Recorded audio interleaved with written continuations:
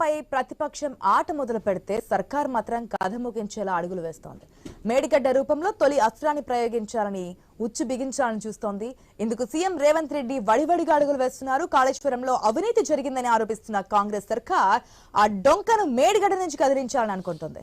Sitting జడ్జితో విచారణ చేయిస్తామని CM Revanth Reddy శాసనమండలిలో ప్రకటించిన మర్నాడే మంత్రి ఉత్తమ్ కుమార్ రెడ్డి ఉన్నతాధికారులతో సమీక్ష నిర్వహించారు.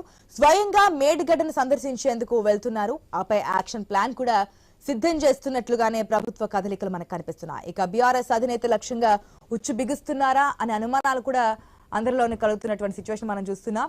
రైట్, ఇదే అంశానికి సంబంధించి మనతో పాటు డిబేట్ లో పార్టిసిపేట్ చేస్తున్నారు కిలార్ నాగార్జున గారు, పొలిటికల్ అనలిస్ట్, కోటపాటి నరసింహనాయుడు గారు ఉన్నారు, బీఆర్ఎస్ నాయకులు, పల్లె కృష్ణారెడ్డి గారు ఉన్నారు, బీజేపీ నాయకులు, డాక్టర్ మల్లు రవి గారు ఉన్నారు, vice president of TPCC. Very good morning అండి, వెల్కమ్ టు ద షో అందరికీ కూడా. ఫస్ట్ గా నాగార్జున గారు గుడ్ మార్నింగ్ అండి. తెలంగాణ స్టేట్ లో ఎలక్షన్స్ లో ఒక కీలక అంశం అనుకోవచ్చు ఈ మేడిగడ్డ. ఏదైతే ఎలక్షన్స్ ముందే కుంగిపోయిందో 3 పిల్లర్లు, అది కూడా అక్కడికి వెళ్ళడానికి అవకాశం లేకుండా, ప్రతిపక్షాలకు అవకాశం లేకుండా అప్పుడు ఉన్నటువంటి పరిస్థితులు ఇవన్నీ కూడా చూస్తున్నాం. ఇప్పుడు 2019 మే 1న స్టార్ట్ చేశారు, శంకుస్థాపన చేస్తున్నారు అప్పటి ముఖ్యమంత్రి కేసీఆర్. కానీ ఇన్నాళ్ళు ఇంకా కంప్లీట్ కాకపోవడం, దానికి తోడు మరొకటి అప్పుడు ప్రభుత్వం సంబంధించి ఎలక్షన్స్ ముందు జరిగింది కాబట్టి ఎల్ఎన్టీ చెప్పినటువంటి వాదన ఒకటి, ఇప్పుడు ప్రభుత్వం మారిన తర్వాత ఎల్ఎన్టీ చెప్తున్నటువంటి వెర్షన్ ఒకటి. ఇవన్నీ ఏ విధంగా చూడాలి? గత ప్రభుత్వం తీసుకున్నటువంటి చర్యలు, లేదంటే అవినీతి అక్రమాలు, 100 కోట్ల అవినీతి జరిగింది కాళేశ్వరం అని చెప్పి బీజేపీ కూడా పదే ఆరోపించింది. సో ఇవన్నీ కూడా ఈ రోజు బట్టబయలే అవకాశం ఉందనుకోవచ్చా? ఆశా గారు, మీకు ఐన్యూస్ వీక్షకులకు అలాగే ఇవాళ ప్యానల్లో ఉన్నటువంటి వారందరికీ కూడా గుడ్ మార్నింగ్ అండి. ఇక్కడ ఒక యుద్ధం అయిపోయింది, ఎలక్షన్స్ అయిపోయినాయి, ప్రభుత్వాన్ని మార్చి కాంగ్రెస్ ప్రభుత్వాన్ని అధికారంలోకి తీసుకొచ్చారు ప్రజలు. అయితే ఇక్కడ జరుగుతుంది ఏంటంటే, సాధారణంగా మనం చూసాం, ఏదన్నా కొత్త గవర్నమెంట్ వచ్చిన తర్వాత కొన్నాళ్ళు ఒక 6 నెలల పాటు అనేటువంటిది వాళ్ళకి సమయం ఇవ్వటం, ఆ తర్వాత వాళ్ళు వైఫల్యం చెందితే వాళ్ళు ఇచ్చినటువంటి ప్రామిసెస్ ఫుల్ఫిల్ చేయటంలో దాడి చేయటం అనేటువంటిది ప్రతిపక్షాలు మనం చూస్తున్నాం. కానీ ఎలక్షన్స్ ఎంత హుందాగా జరిగినాయో, ఎంత ప్రశాంతంగా జరిగినాయో, అసెంబ్లీ సెషన్స్ మాత్రం అంత వాడివేడిగా స్టార్ట్ అయినాయి. డే 1 నుంచే దాడి ఎదురు దాడి అనేటువంటి పరిస్థితుల్లో మనం చాలా వాడివేడిగా చూసాం. ఆర్గ్యుమెంట్స్ కానివ్వండి, లేకపోతే వాళ్ళ వాదనలు విన్నాం. అయితే ఇక్కడ జరుగుతుంది ఏంటంటే, మనకి కామన్ మ్యాన్గా మనం అబ్జర్వ్ చేసినప్పుడు అలివిమాలినటువంటి ప్రామిసెస్ అన్ని చేసినటువంటి కాంగ్రెస్ గవర్నమెంట్కి అధికారంలోకి వచ్చిన తర్వాత చూసుకుంటే ఖాళీ ఖజానా అక్కడ కనపడుతోంది. ముందు ఎలా చేయాలనేటువంటిది ఒక రకమైనటువంటి అయోమయంలో ఉన్నారు వాళ్ళు. అంటే ఆర్థిక పరిస్థితి అలాంటి పరిస్థితుల్లో ఉంది తెలంగాణ ఆర్థిక పరిస్థితి. దానికోసం ఏంటంటే వాళ్ళు ఒక వేదిక ప్రిపేర్ చేసుకుంటున్నారు, ఒక పునాదిని. ఎందుకంటే గత ప్రభుత్వం ఏదైతే ఉందో ఆర్థికంగా ఇన్ని రకాలైనటువంటి అవకతవకలు చేసి ఆర్థిక పరిస్థితిని అంతా కూడా చిన్నాభిన్నం చేసి మేము అనుకున్నవి చేయలేకపోవటానికి అది కారణం, కొంత డిలే అవటానికి అనేటువంటి ఒక ప్రాతిపదికన ముందుకు వెళ్ళాలనేటువంటిది వాళ్ళ వాదనలో కనబడుతోంది. అలాగే బీఆర్ఎస్ వారి వైపు నుంచి జరుగుతున్నటువంటిది ఏంటంటే, దీన్ని ప్రజల్లోకి వీళ్ళు బలంగా తీసుకెళ్తారేమో అనేటువంటి దాంతో మేము అప్పులే కాదు ఆస్తులు కూడా సృష్టించాము, ఎలక్ట్రిసిటీకి ఇంత చేసాం, మిగతా దానికి ఇంత చేసాం, పంట పరంగా ఇంత పెంచాము అనేటువంటిది వాళ్ళు చెప్పేటువంటిది. వాళ్ళు వాదనైనా వీళ్ళ వాదనైనా ఎలా ఉన్నప్పటికీ కూడా కాళేశ్వరం ప్రాజెక్ట్ అనేటువంటి ఒక ప్రెస్టీజియస్ ప్రాజెక్ట్గా గవర్నమెంట్, స్టేట్ గవర్నమెంట్ తీసుకోవటం అత్యంత వేగంగా, ఎందుకంటే ప్రాజెక్ట్స్ ఎలా నత్తనడక నడుస్తున్నాయో చూస్తున్నాము. తెలంగాణలోనే అనేకమైనటువంటి ప్రాజెక్ట్స్ ఇవాళకి కూడా ఫుల్ఫిల్ కాలేదు, దశాబ్దాలుగా పడినటువంటి. కానీ ఏదైతే కాళేశ్వరం మన ప్రాజెక్ట్ అనేటువంటిదని ఆగమేఘాల మీద ఇంజనీరింగు, డిజైనింగు, మిగతా వ్యవహారం అంతా కూడా కేసీఆర్ గారు నా మేధస్సునంతా కరిగించి నేను చేశాననేటువంటిది ఆయన చెప్పడం జరిగింది. అయితే ఆ రోజున జరుగుతున్నప్పుడు కూడా అన్ని రకాల ప్రభుత్వాలు విమర్శించినాయి, మేధావులు విమర్శించారు. మేధావులు కూడా ఇది చాలా ఫీజిబుల్ లేనటువంటి ప్రాజెక్ట్ అనేటువంటిది వాళ్ళు కూడా మొత్తుకోవడం జరిగింది. తర్వాత ఒక ఎకరాకి మీరు నీళ్ళు అందివ్వాలి అంటే దగ్గర 25,000 రూపాయలు, 20 నుంచి 25,000 రూపాయలు ఖర్చు వస్తుందని చెప్పారు. ఎవరేం చెప్పినా కూడా కేసీఆర్ గారు తను అనుకున్న పద్ధతిలోనే, తన బంధాలోనే ముందుకెళ్లారు. దాన్ని సాకారం చేశాననే నిరూపించేటువంటి ప్రాసెస్లో, తొందరగా పూర్తి చేయాలనేటువంటి ప్రాసెస్లో కొంత టెక్నికాలిటీస్ అనేటువంటిది ఆయన కాంప్రమైజ్ అయినట్టుగా అనిపిస్తుంది. అయితే మనం ఇక్కడ బీఆర్ఎస్ ప్రభుత్వాన్ని కూడా తప్పుపట్టాల్సిన పని లేదు. ఎందుకంటే పెద్ద ప్రాజెక్టు, అతిపెద్ద ప్రాజెక్ట్ అయినటువంటి లిఫ్ట్ ఇరిగేషన్ చేసినప్పుడు అక్కడో ఇక్కడో కొన్ని ఇబ్బందులు రావడం జరిగింది. పోలవరంలో కూడా మనం చూస్తున్నాం ఎన్ని రకాలైనటువంటి ఇబ్బందులు వస్తూ ఉన్నాయి.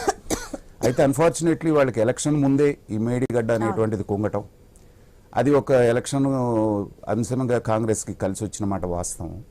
అయితే ఏంటంటే ఏవో 2 చోట్ల కుంగినంత మాత్రాన ప్రాజెక్ట్ అంతా తీసేసి కట్టాలి అనేటువంటిది, లేకపోతే ప్రాజెక్టే పనికిరాదు అనేటువంటిది మాత్రం అది సరైనటువంటి వాదన కాదు.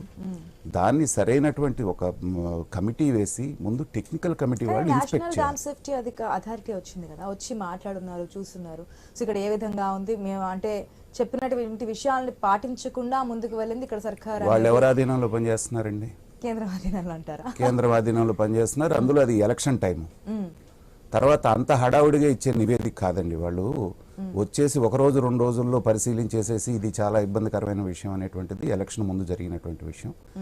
ఇప్పుడు తక్షణం జడ్జితోటి విచారణ చేయించడం మిగతా వాటికంటే కూడా ఒక టెక్నికల్ టీమును వేసి వివరంగా దాని మీద ఒక శ్వేతపత్రం రిలీజ్ చేసి ఇదిగో దీనికి ఉన్నటువంటి ప్రమాదం ఇది, లేకపోతే దీనికి ఉన్న ఇబ్బంది ఇది అనేటువంటిది చెప్పాలి. కానీ సిట్టింగ్ జడ్జి అనగానే కాలయాపన జరుగుతుంది. మనకు తెలుసు కోర్టులు ఎలా పనిచేస్తున్నాయి.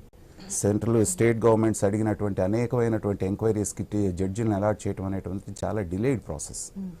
సో ఈ వాడివేడిగా వాదనలకు పనికొస్తుందే కానీ మిగతాది అది కాలయాపన జరుగుతోంది. తర్వాత ఏంటంటే ఎక్కడ ఇవన్నీ ఎంక్వైరీస్ జరిగి అది బయటికి రావడానికి ఎన్నాళ్ళు పడుతుందో మనందరికీ తెలుసు. కాకపోతే ఫస్ట్ ప్రభుత్వం చేయాల్సింది ఏంటంటే ఒక నిపుణుల కమిటీని వేసి జరిగినటువంటి దాని మీద లోతుగా విచారణ జరిపి ఇదిగో ఇక్కడ తప్పు జరిగింది, ఇక్కడ తప్పు జరిగింది అనేటువంటిది. ఎందుకంటే పెట్టాల్సింది పెట్టేసారు దాని మీద 80,000 కోట్ల రూపాయలు. దాన్ని ఎలా ఉపయోగించుకోవాలనేది చూడాలి. కానీ దాన్ని ఒక రాజకీయ అంశంగా చేసేసి ఎవరి మీద ఎవరు పై చేసి సాధించుకున్నారనేటువంటి గేమ్లో పడకుండా తెలంగాణ ప్రజలకు అల్టిమేట్గా న్యాయం జరిగేటట్టు చూడాలి అంటే ఏంటంటే ఫస్ట్ ఒక టెక్నికల్ కమిటీని వేసి నిపుణులతోటి అసలు ఏమిటి అనేటువంటిది ప్రజలకు వివరించాల్సినటువంటి బాధ్యత ప్రభుత్వం మీద ఉంది. జరిగిన నిజంగానే ఏమన్నా తప్పులు జరిగి ఉంటే హడావుడిగా కట్టినటువంటి దాంట్లో దానికి బాధ్యత ఖచ్చితంగా వెళ్ళిపోయినటువంటి బీఆర్ఎస్ ప్రభుత్వం తీసుకోవాల్సిన బాధ్యత వాళ్ళ మీద ఉంటుంది. ఎల్ఎన్టీ తీసుకున్నటువంటి డిసిషన్ ఏమంటారు అంటే ఎల్ఎన్టీ ఇక్కడ 2 types ఆఫ్ అంటే ఎలక్షన్స్ ముందు ఒక మాట, ఎలక్షన్స్ తర్వాత ఒక మాట, రెండు మనం చూసే ఉన్నాం. అప్పుడు ఖర్చు మాదే ఇంకా నిర్మాణంలో ఉంది కాబట్టి మేమే చేస్తాం అన్న మాట నుంచి ఇప్పుడు ప్రభుత్వం మారిపోయిన తర్వాత అంటే గవర్నమెంట్ ఫామ్ చేసింది ఇప్పుడు కాంగ్రెస్ పార్టీ కాబట్టి లేదు మేమైతే ఇవ్వము, మీరు ఏదైతే వేయముందో అది మీరు ఇస్తే మేము కంప్లీట్ చేస్తామనే వెర్షన్కి వచ్చింది. ఏదైనా అదేనండి, ఒక వేడి మీద ఉన్నప్పుడు ఏంటంటే వాళ్ళ మీదకి నెపం వచ్చినప్పుడు తాత్కాలికంగా దాని నుంచి బయటపడటానికి ఒక మాట మాట్లాడతారు, మేమేదో చేస్తామని. వాళ్ళు కూడా లోతుగా చూసుకున్న తర్వాత, ఎందుకంటే వచ్చిన వెంటనే వాళ్ళు స్పందించారు. ఆ రోజున వాళ్ళు కూడా సాధ్యాసాధ్యాలన్నీ చూసుకొని ఉంటారు, ఫీజిబిలిటీ చూసుకొని ఉంటారు. కాబట్టి ఏంటంటే వాళ్ళు దాంట్లో ఉన్నటువంటి లోతుగా పరిశీలించిన తర్వాత వాళ్ళు నిర్ణయానికి వచ్చి ఉంటారు. ఎందుకంటే వాళ్ళు after all they are builders. అంటే 5 years కాదు 2 years మాత్రమే ఇచ్చాం, అది ఫెబ్రవరి నాటికి కంప్లీట్ అయిపోయింది కాబట్టి ఇప్పుడు మాకు సంబంధం లేదనే విషయాన్ని అలాంటి చెప్తోంది. కాబట్టి దాని మీద ఇప్పుడు రాష్ట్ర ప్రభుత్వం దగ్గరే అగ్రిమెంట్స్ అవన్నీ ఉంటాయి కాబట్టి దాని ప్రకారంగా వాళ్ళు కూడా ప్రజలకి క్లియర్ చేయాల్సిన పని ఉంది. ఈ బ్లేమ్ గేమ్ కంటే కూడా కదా ప్రజాధనం దుర్వినియోగం అవుతుంది అనేది కదా ప్రధాన అంశం. ఖచ్చితంగానండి, ఎందుకంటే కేసీఆర్ గారిని దాదాపుగా అందరూ అభినందించారు ఆ రోజున ఇది కట్టినప్పుడు. ఎందుకంటే పోలవరం గత 30-40 సంవత్సరాలుగా కూడా ముందడుగు ఇప్పుడు కూడా అనేక మోటార్స్ మొత్తం అక్కడ అంతా పంప్ హౌస్ లో వాటర్స్ వచ్చి ఇదంతా రిపేర్స్ వచ్చినటువంటి సిచ్యువేషన్ కూడా మనకు కనిపించింది. అప్పుడు కూడా ప్రతిపక్షాలు అంటే అప్పుడు అధికార పార్టీ బీఆర్ఎస్ కాబట్టి అంటే తెలంగాణకే జీవనాడి లాంటి ప్రాజెక్ట్ అనుకున్నటువంటిది ఇవాళ ఇలా నిరుపయోగంగా పడి ఇలాంటి వివాదాల మధ్య చిక్కుకోవటం అనేటువంటిది తెలంగాణ ప్రజల యొక్క దురదృష్టం. దాన్ని 2 పక్షాలు కలిసి ఎలా బయటేస్తాయి అనేటువంటిది మనం చూడాల్సినటువంటి వ్యవహారం. మరి రాజకీయ పార్టీల నాయకులకు ఎంతో దృఢ సంకల్పంతో రైతులకి న్యాయం జరగాలి, న్యాయం చేయాలి, ఎక్కడ రైతాంగానికి లేదంటే వ్యవసాయానికి నష్టం జరగకుండా తీసుకున్నటువంటి దాదాపు 16,50,000 ఎకరాలకి నీరు అందించే విధంగా ఈ కాళేశ్వరం ప్రాజెక్ట్ని అయితే తీసుకోవడం జరిగింది. కానీ ఫస్ట్ నుంచి ఏదైతే విపక్షాలు ఆరోపిస్తున్నాయో ఆ విధంగానే దీంట్లో ఉన్నటువంటి డిఫాల్ట్లు కనిపిస్తూ ఉన్నాయి. వర్షం వస్తే కుంగిపోవడం, లేదంటే మోటార్లు పనిచేయకపోవడం, దాంట్లో నిండిపోవడం, ఇప్పుడు పిల్లర్స్ కుంగిపోవడం, దానికి కారణం ఇసుక మీద కడడం వల్ల అని చెప్పడం. సో ఈ విధంగా లోపాలు ఒక్కొక్కటి బయటకు వస్తున్నాయి. ఏ విధంగా చెప్తారు ఇప్పుడు ఉన్నటువంటి సర్కార్ మారిన తర్వాత శ్వేతపత్రం రిలీజ్ చేస్తామంటున్నారు. ఉత్తమ్ కుమార్ రెడ్డి కూడా మంత్రి కూడా వెళ్ళి అక్కడ ఏం జరిగింది ఏంటి అనేది క్లియర్ కట్ గా చూస్తామని చెప్తున్నారు. ఎలక్షన్స్ లో ఒక విధంగా 2% ఓటింగ్ డిఫరెన్స్ అంటే పోలింగ్ డిఫరెన్స్ మనకు కనిపించినప్పటికీ కూడా ఆ ఓటింగ్ పర్సంటేజ్ లో ఇది కూడా ఒక కీలక అంశంగా కనిపించింది. ఎందుకంటే ఎలక్షన్స్ ముందే జరిగింది కాబట్టి మేడిగడ్డ అంశం ఏ విధంగా చూస్తుంది ప్రతిపక్షం? నమస్తే ప్యానెల్లో ఉన్న మిత్రులకు, ఆశ గారికి, మిగతా మీ ప్రేక్షకులకు. ముఖ్యంగా ఎన్నికల కంటే ముందు ఎన్నికల తర్వాత కూడా కాంగ్రెస్ పార్టీ దీన్ని రాజకీయం చేయదలుచుకున్నది. మనం దేశంలో అనేక ప్రాజెక్టులు చూసాము, అక్కడక్కడ పగుళ్ళు రావడము లేకుంటే చిన్న చిన్న వస్తుంటాయి. అవి ఏ ప్రభుత్వం కూడా సరే పెద్దలు నాగార్జున గారు చెప్పినట్టుగా ఏదో దాన్ని రికార్డు టైంలో కేవలం 4 సంవత్సరాల లోపే అంత పెద్ద ప్రాజెక్ట్ అది.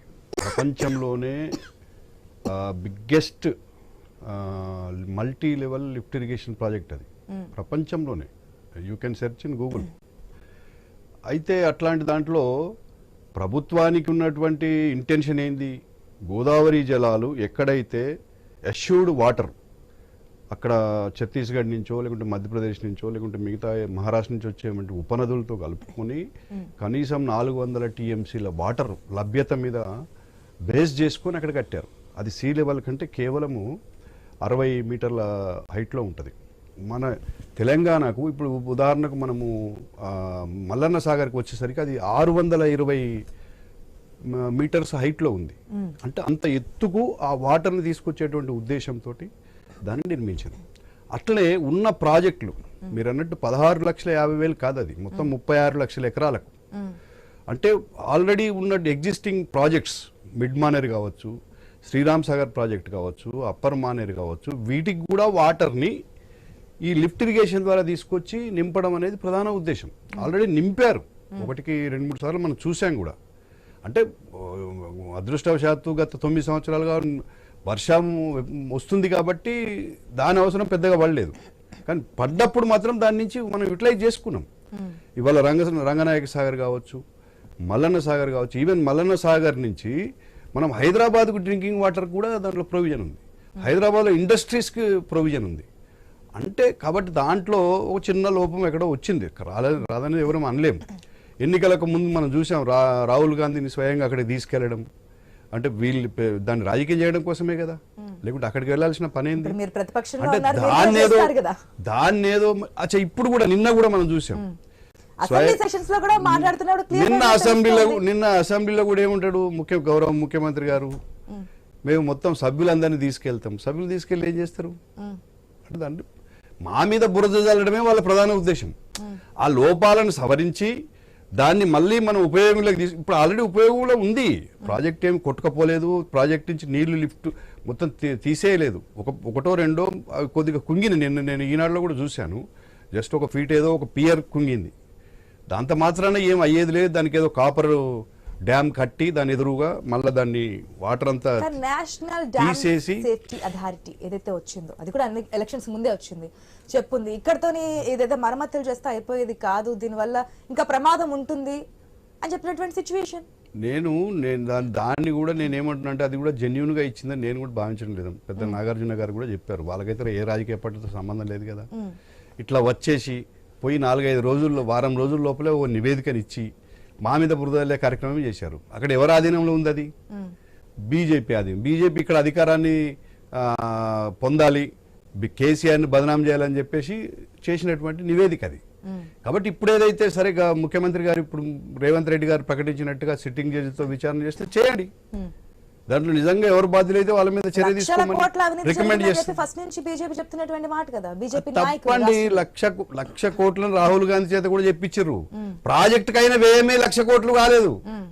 80-85 వేల కోట్లు అయినటువంటి ప్రాజెక్టుకు 19 చోట్ల reservoirs, mini reservoirs, lift irrigation pumps పెట్టి తర్వాత ఎస్ఆర్ఎస్పి దాకా నీళ్ళని తీసుకెళ్లేటువంటి ప్రాజెక్ట్ అయితే 1,00,000 కోట్ల అవినీతి అంటారు.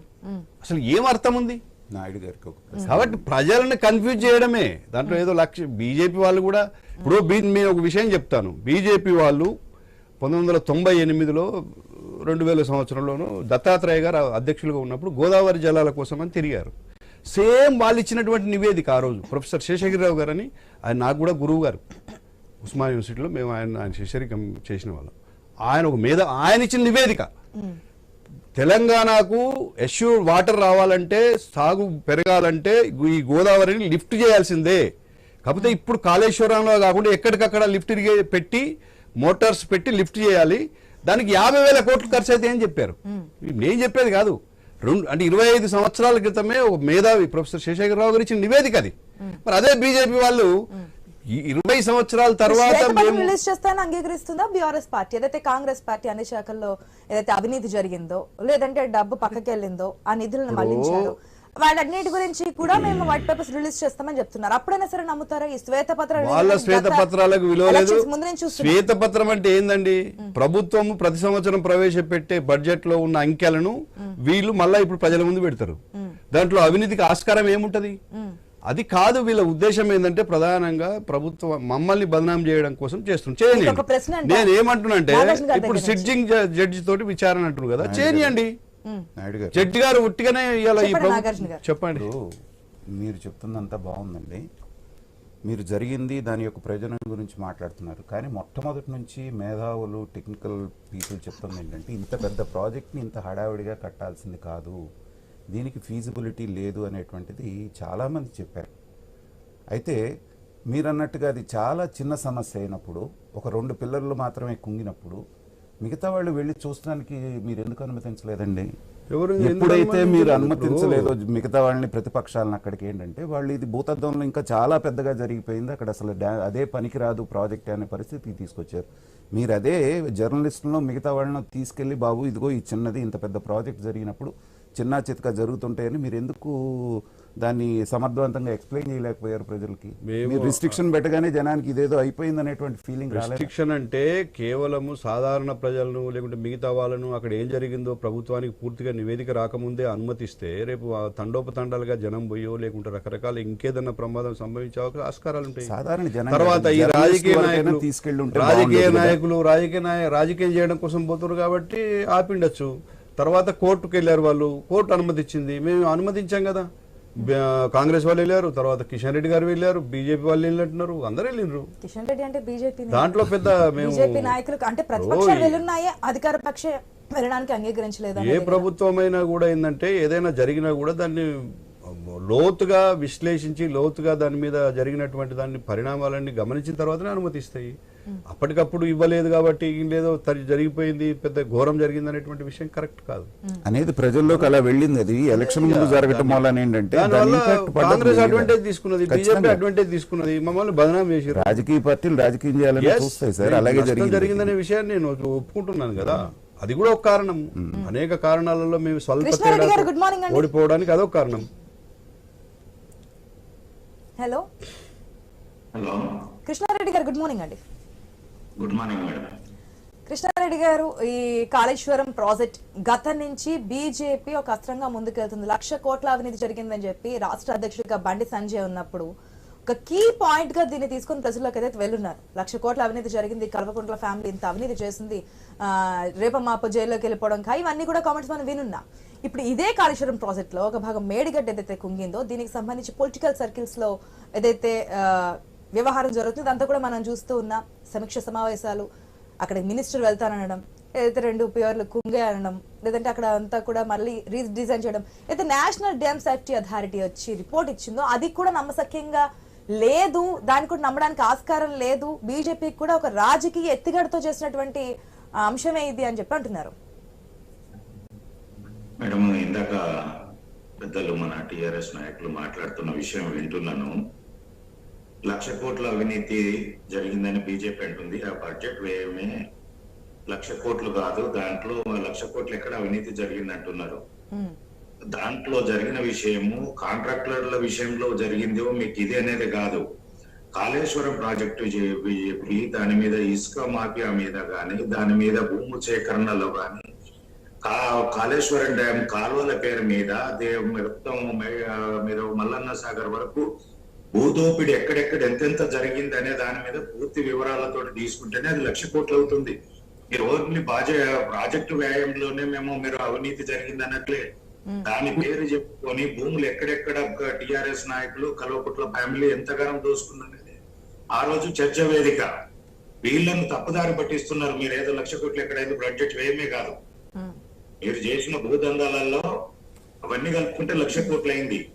ఇంకొక విషయం, ఈ రోజు చర్చ జరుగుతుంది. మాకు జాతీయ నాయకులు వచ్చారు, జాతీయ ఇన్వెస్టిగేషన్ సంస్థ వచ్చేసి అక్కడ చేసింది. ఏ ఒక్క దర్యాప్తు సంస్థను కానీ, ఏ ఒక్క దాన్ని కానీ ఏ ప్రభుత్వం కూడా ఇన్ఫ్లుయెన్స్ చేయలేదు, సజెషన్ చేయగలుగుతుంది కానీ ఇన్ఫ్లుయెన్స్ చేయలేదు. అది మొన్నటి వరకు అధికారంలో ఉన్న టిఆర్ఎస్ నాయకులు గుర్తించాలి. అంటే వీళ్ళు ఇన్ని రోజులు దర్యాప్తు సంస్థలను వీళ్ళు ప్రభావితం చేశారా? వీళ్ళు చెప్పాలి కదా, నిన్నటి వరకు ఇలా బీజేపీ ప్రభుత్వం ఉంది కాబట్టి దర్యాప్తు వ్యవస్థను ప్రభావితం చేసి మాకు నిన్న మొన్నటి వరకు మీరే అధికారంలో ఉన్నారు కదా తెలంగాణ రాష్ట్రంలో. మీరు చేసిన నివేదికలు కానీ, మీరు చేసిన ఓటుకు నోటుకు విషయంలో కానీ, డ్రగ్ కేసులో కానీ, నయం కేసులో కానీ, ఇవన్నిటిని మీరు దర్యాప్తు సంస్థలను ప్రభావితం చేసి మీ అనుకూలంగా చేసుకున్నారా? మరి మీరు చెప్పాలి. ఇవన్నీ చెప్పకుండా దర్యాప్తు సంస్థలను తప్పు చేసింది ఒప్పుకోకుండా దర్యాప్తు సంస్థలను తప్పు పట్టడము, ఏదైతే ప్రభుత్వంలో ఉన్న వాళ్ళను తప్పు పట్టే విధంగా ప్రవర్తించడం అది కరెక్ట్ కాదు. ఇక రెండవ అంశం వస్తే టిఆర్ఎస్ మన కాంగ్రెస్ నాయకులు ఈ రోజు మేటిగడ్డ ఇష్యూ తీసుకున్నారు, అందరం స్వాగతించాల్సిందే. ఈ కొన్ని నిన్న మొన్నటి నుంచి అసెంబ్లీలో జరుగుతున్న చర్చా వేదిక నుంచి చూసుకుంటే కూడా వీళ్ళు ఇచ్చిన 6 గ్యారంటీల నుంచి, ప్రజా సమస్యల నుంచి పక్కదారి పెట్టేసి వ్యక్తిగత నువ్వు గొప్పనా నేను గొప్పనా, నువ్వు లంగవా నేను దొంగనా అనే దానిపైనే చర్చలు తీసుకెళ్తున్నారు. రైతు బంధు ఏమైంది? 9వ తారీఖు నాడు అకౌంట్ లో పడుతుంది అన్నారు. ఈ రోజు వరకు కూడా వాళ్ళు రైతులందరూ వెయిట్ చేస్తున్నారు. రేపు మాపు పడుతుంది అనుకున్నది కూడా దానికి విధంగా ఈ రోజు వరకు స్పష్టత లేదు. రెండోది రుణమాఫీ అన్నారు, అది లేదు. ఏ ఒక్క దాని మీద కూడా స్పష్టత లేదు ప్రభుత్వానికి. ఏదో 2 హామీలను ఇచ్చినాం కదా ఆరంభ సూరత్వం అని చెప్పిన నేను ఆ రోజు కూడా చర్చా వేదికలో చెప్పినాను. యూట్యూబ్ ఛానళ్లకు వేదిక అయింది ప్రగతి భవన్, ప్రజాభవన్ అనేది. అది ప్రజలకు అందుబాటులో లేదు.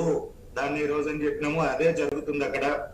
ప్రభుత్వము ప్రజలను పక్కదారి పట్టించడానికి కాళేశ్వరం ఇష్యూ, నిన్న అసెంబ్లీలో డ్రగ్స్ కేసు, అవి దర్యాప్తు సంస్థలకు అప్పచెప్పేస్తే దర్యాప్తు సంస్థలు చూసుకుంటాయి.